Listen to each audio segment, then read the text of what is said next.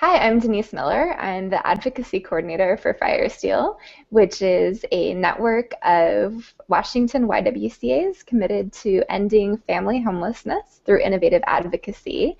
And this is the Spark Change podcast. Welcome. Yeah, hi Denise. I'm Erin, and I am the Director of Community Engagement for the YWCA Seattle King Snohomish, and we are the hosting YWCA for the Firesteel Advocacy Network.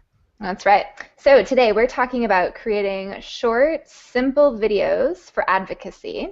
And we have some experience with this. Yeah, we know a little something about this. We've definitely done a lot of experimenting, and we really like to use videos to advocate for policies that help end homelessness. So, for example, we participate in our statewide housing and homelessness lobby day. So, for us in Washington State, that's down in our state capital in Olympia, and we've done a number of advocacy videos on the spot that we've shared out immediately, and we're going to talk a little bit about how you do that from beginning to end. That's right. So, first of all, why would you want to do video? And one big reason is that it feels really authentic. And since people are hardwired to read other people's faces and their emotions, it can really create an emotional connection. So I'd say that's the most important reason. Also, if you post your video on YouTube, YouTube is the second largest search engine behind Google, so there's a good chance that people can find your video. So if they're, say, wanting to learn about some topic, for us it might be the Housing Trust Fund, and you've done a good job of tagging your video and describing it and promoting it, then there's a good chance that people could find that if they're trying to learn more on that topic. Also, people just like video. They spend a lot of time watching them, so it's really effective. It stands out compared to just, email, regular text, blogs, that kind of thing.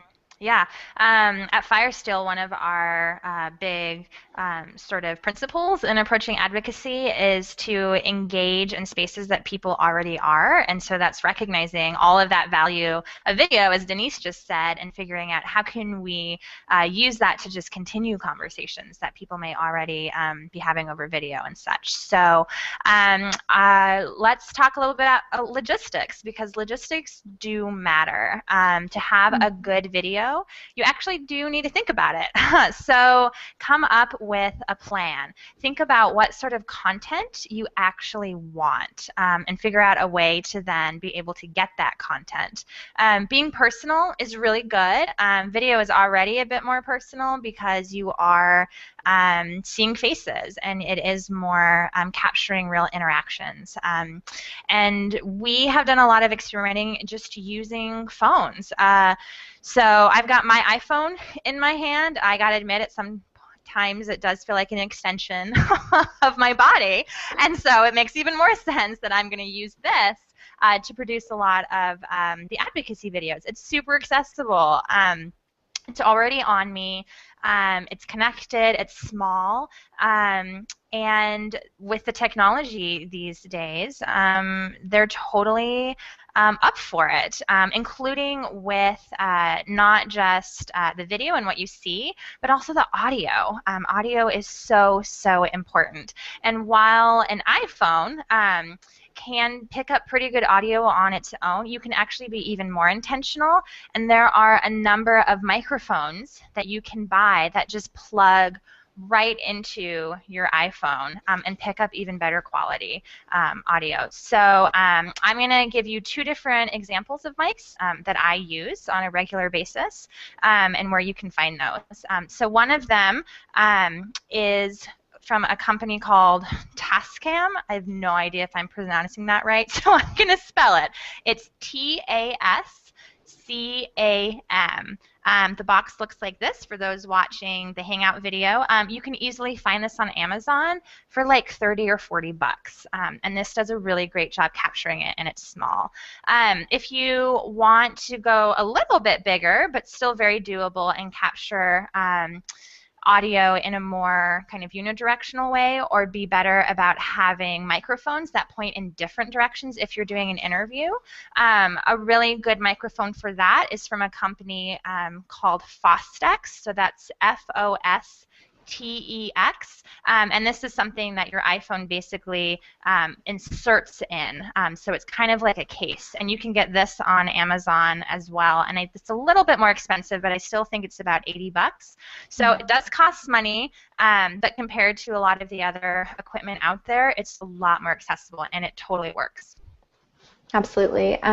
So just a couple more logistics to think about are stability. So yeah, people will lose patience with a video with terrible audio, and they might lose patience with a really shaky video. Yeah. So who here has watched a video that makes you sick? I don't. Yeah, I've created those videos for sure. You get motion sickness. Yeah. Absolutely, absolutely. So a really simple way, if you don't have, it's sort of a tripod setup for your phone, just hold your arms in close together, and before you start filming, just take a deep breath in and then exhale, and then that will help, kind of avoid the shakiness. So just be conscientious about that. Also, think about the orientation in which you're recording the video. Sometimes there's a tendency to want to turn sideways and get that vertical orientation, which just doesn't play well with video. It might work smaller. for photos. Yeah, again, a mistake I have totally done, and that's when I've done a lot more than once. Yeah. So fair enough. Really important to keep in mind. Yeah. Yeah, keep that horizontal orientation. So when you think about just where you're going to put the person who's talking, just make sure that there's light in front of their face and not behind them. Otherwise, they're just going to be, a dark shadow, and you won't be able to get as much of that personal connection if somebody can't see their eyes. So maybe if they have a cap, they can pull it back and that kind of thing. And if you are an organization, for example, an advocacy organization, and you really want a certain message sent, you might want to consider doing prompts. So we did this for our Housing and Homelessness Advocacy Day video captures, where you actually just typed up a little thing that had people introduce themselves, and they could kind of fill in the blanks. They talked about, I think, where they're from and just why they supported a certain policy. Yeah, and video can often feel really scary for people. Like, oh my gosh, they're gonna see me. I don't look good. I don't know what to say. I mean, all those things that run through your mind. And so, not only coming up to someone and asking them, will you participate in a video with just my iPhone? That seems less scary because a lot of people have mobile phones. But by having those speaking points, a lot more people who may feel nervous about what to say are more likely to participate. So yeah, really, really good thing to do. Absolutely. And if you do want to just create a video really quickly, you don't want to do any editing to it, that's totally fine. But so you can start or hold up your camera and then just create a queuing system with the person who's talking. So you can say, all right, I'm going to start it, and then I'm going to nod, and that's when you should talk. And also, as you're recording, make sure that you don't talk to them. Your natural tendency might be to say yeah. But the person watching the video doesn't necessarily want to hear that. Yeah, and then sometimes when you're talking or nodding your head, you're moving the iPhone and your video, and you don't realize it. So don't do that. Yeah. So maybe just you can kind of give a subtle affirmation into the person, nod your head without moving. Yeah, or I've given small thumbs up in the background. Yeah. Yeah, exactly. Yeah. But yeah, do avoid that sort of verbal communication while you're recording. Yeah. Another thing I often do when I don't want to do any editing, people, again, because they may feel kind of nervous about being on video, just want to jump into talking right away. So even if you set up that cue system of I'm going to nod my head, and that is to cue you to start talking, I usually will hit record and let a couple seconds pass and then nod my head, because whoever is being recorded will probably start talking right away. And then by giving myself a little bit of lag time, nothing is being cut off. So then I give myself a little bit of extra time that makes editing a lot easier. Yeah, that's called your handle in the fancy editing terms. Ooh, And we yeah, got a that's a fancy really good term point. here. Yep, you did it and you didn't even know what it was called. Yeah, That's there you go. awesome. Cool. Well, there you go. That's basically how you make a video, and it can very well be an advocacy video on your phone. One other thing to keep in mind, especially for making marketing and promoting your video easier, is to make it short. So we at Firesteel usually aim for about 30 seconds. So it's the same kind of idea of like an elevator pitch for those of you who may be familiar and thinking in those terms. So it's really just a couple sentences, and if you have speaking prompts, make sure it's for about that length of time, because it's more likely that when you do share it out that someone's going to watch it and watch all of it. So you do need to have an action plan in place for how am I going to share this once I've created it. Creating a video doesn't do that much unless the entire goal is just for you to watch it 100 times over, but usually we do it to have other people watch it.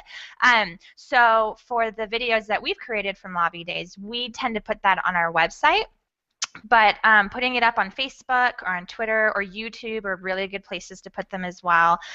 If you do post it on YouTube, which is highly encouraged, make sure that you write a description underneath that and that you add keywords, because that is really going to help with the search when other people are searching. We also highly recommend tweeting your video to elected officials, because you can tag them. So we've had people who have very strategically tweeted videos or photos to our governor, for example, and they're much more likely to see it and to respond even when it's targeted and public. And doing this from beginning to end literally can take a couple of minutes, especially once you've done it a couple times and it becomes easier. And it's just all on your iPhone right there. So All have fun right. with So, it. yeah, I just want to kind of circle back and just reemphasize the key points Yeah, that we talked about. So, audio, so important. so important. Stability. We don't Yeah, want the don't make me shakes, sick. right? That's right. That's right. The length. Short. So, keep it short. I know Mhm. personally when I'm deciding whether or not to watch a video, if it's like longer than a couple minutes, I'm much less likely to watch it. So short and sweet. Yeah. And then finally, have a promotion plan. Yeah, Do how are you going to something with share it? it. Exactly. Definitely. Awesome. Definitely. So, as Erin said, this can take just a couple of minutes, and a one-take advocacy video like this is super simple. And so, of course, like with more time and um, more work, unfortunately, you can create something much more creative. You can do music videos or documentaries or all sorts of stuff. And I think that creative videos for a cause sounds like maybe a good future Ooh, start change. has a ring. Yeah. Awesome. Yeah. Yeah. So while you certainly can do a lot more with it, and we hope that you do, again, you need either an iPhone or an Android phone, but that's it. While you can get little tripods or microphones and so on, all you need is your phone, because there's even editing programs that are just included. So it's a great place to start. So yeah, again, we'd like to continue to hear from you. Is there any other tool that you've potentially heard about but don't know much about, or maybe just a challenge you've encountered in the digital world and wanting to see how you might be able to address that? Let us know. You can leave a comment if you're watching this on YouTube, or if you see it on our website, leave us a comment there. We'd love to hear from you. That's right. The website is firesteelwa.org. And you can either leave the standard text comment, or you can leave a video comment. Video? What have we been talking about? That's right. And you get extra credit if you leave a video comment. So thank you so much for joining us today.